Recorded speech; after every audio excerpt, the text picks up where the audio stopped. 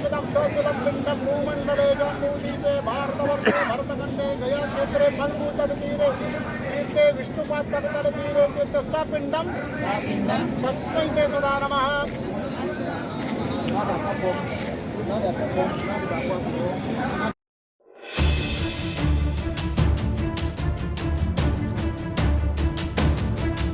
विश्व प्रसिद्ध पितृपक्ष मेला 2024 में देश विदेश से तीर्थयात्री गया जी आए हुए हैं, जो अपने पितरों के मोक्ष की कामना को लेकर विभिन्न पिंड वेदियों पर पिंडदान कर्मकांड कर रहे हैं। इसी क्रम में आज फल्गु नदी के तट पर स्थित देव घाट पर एक अलग नजारा देखने को मिला, जहां विश्व के विभिन्न देशों से आए लगभग 15 की संख्या में विदेशी मेहमानों ने पिंडदान कर्मकांड किया। इन्हें देखने को लेकर आसपास के लोगों की भीड़ लग गई। स्थानीय प्रशासन द्वारा कड़ी सुरक्षा के बीच इनके पिंडदान कर्मकांड की प्रक्रिया को संपन्न कराया गया।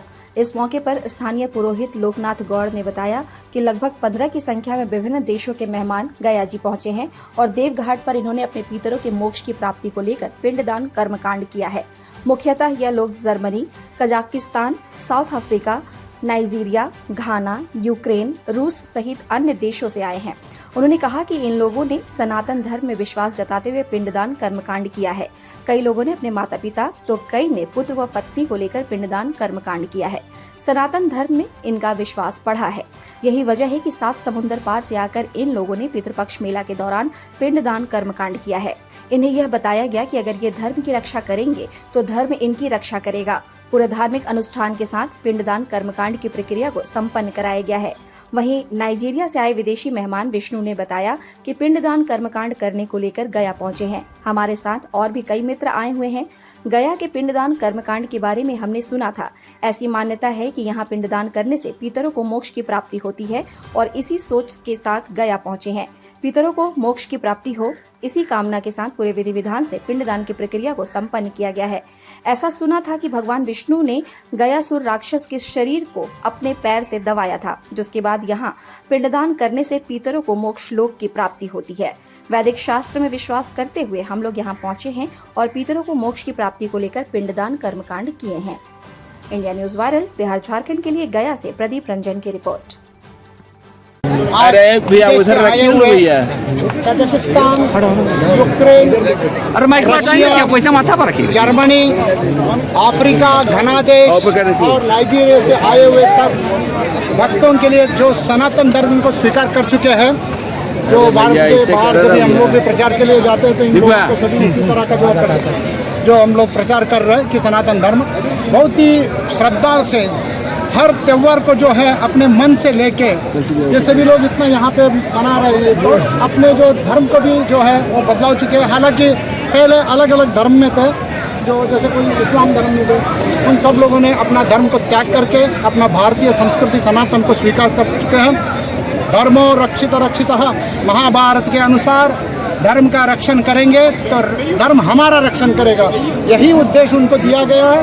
उसी के अनुसार जो है ये लोग उस अपने जो है पहला जो है स्टेप यही सोचा उन लोगों ने कि हमारे यदि पितरों का जो उद्धार हो जाएगा तो बाकी बाद में सबका उद्धार हो जाएगा। किसके निमित्त ये पिंडदान कर रहे हैं? ये इसमें कई सारे अपने अपने तरफ से, कोई अपने पति के लिए आई क्योंकि बेटा वगैरह बेटी कोई नहीं है, संतान नहीं है, तो अपने पति के लिए खुद आके दिए। कोई अपना बच्चे के लिए आए, जो पति है वो कोई धर्म को स्वीकार नहीं कर रहा है, तो उन्होंने सोचा कि अपने बेटे के लिए इस तरह से आके स्वीकार की। कोई अपने माता पिता दोनों नहीं है, तो उस माता पिता को जो है तर्पण अगर पिंडदान करने के लिए, कोई पिता है उसके पिता नहीं है तो उसके लिए यहाँ पे आके दिए। कोई अपना जो है पत्नी गुजर गई, वो अपने पत्नी के लिए देने आ गए। कहाँ से हैं सही? ये लोग दक्षिण अफ्रीका, घना, नाइजीरिया, कजाकिस्तान, रशिया, जर्मनी, कितने की संख्या में आए बाबा? 15 दिन गौड़ जी, कितने की संख्या में आए लोग? ये लोग 15 संख्या में है सर, उतना ही। 3 लोगों का जो है इसमें जो है 3 दिन का मासिक, इसीलिए मैंने यहाँ पे अलाउ नहीं किया। पोलैंड से आए हुए थे, उन लोगों को बोला वो लोग यहाँ तर्पण नहीं कर सकते, तो वो लोग आगे खड़े हैं। परिचय बता दीजिए बाबा। मैं लोकनाथ गौरराज, जो इस सनातन धर्म का जो है रशिया में पिछले 15 साल से प्रचार कर रहा हूँ, और मेरे जो है इंस्ट्रक्टर है वो Natalia Safonova. My name is Vishnu Das. I am from Nigeria, but I've been staying in India for the last 8 years. Myself and my friends have come from various parts of the world to Gaya to offer oblations of pinda, food, and Udaka water to our ancestors. It is the tradition of the Vedic civilization that at least once in a year during Pitru Paksha, you offer these oblations to your ancestors. The idea is that the ancestors might be suffering in Yamaloka or Matyaloka. They may not have a body yet. They might be roaming as Bhuta, as some spirits, right? So when you make those offerings to appease them, then those who are suffering in Matyaloka, they will get the human body, or they will go back home, back to Godhead. And those who are trapped in the spirit body, they are not in Matyaloka, they are not in heaven, they will become embodied. This is the tradition. So now we have come to Gaya to offer this offering, specifically because here in Gaya, Lord Vishnu has his feet here. Right? Lord Vishnu appeared here to kill the demon called Gayasura. So with his feet, he stepped on Gayasura, and therefore that place became Vishnu Pad. Excuse me. To whom you are offering? Any ancestral during your life? Do I? During your life, you have lost any ancestral? Everybody in this world has lost an ancestor. Everybody. To whom you are offering? About you. You have lost any ancestral? Of course, everybody has lost. When you have lost? I lost some like 10 years ago. So many years. Your ancestors are those who are your family members who have departed. So everybody here has lost somebody.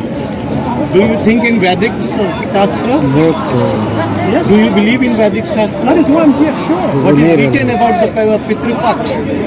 And Srimad Bhagavad Gita, it is said that those who offer oblations to the ancestors without considering that they are offering to Lord Vishnu or to Lord Vishnu, they will go to the abode of the ancestors. So we who have come here, although we are offering this oblation to the ancestors, we are first offering to Vishnu Pad and then to the ancestors. What's your name? What's your name?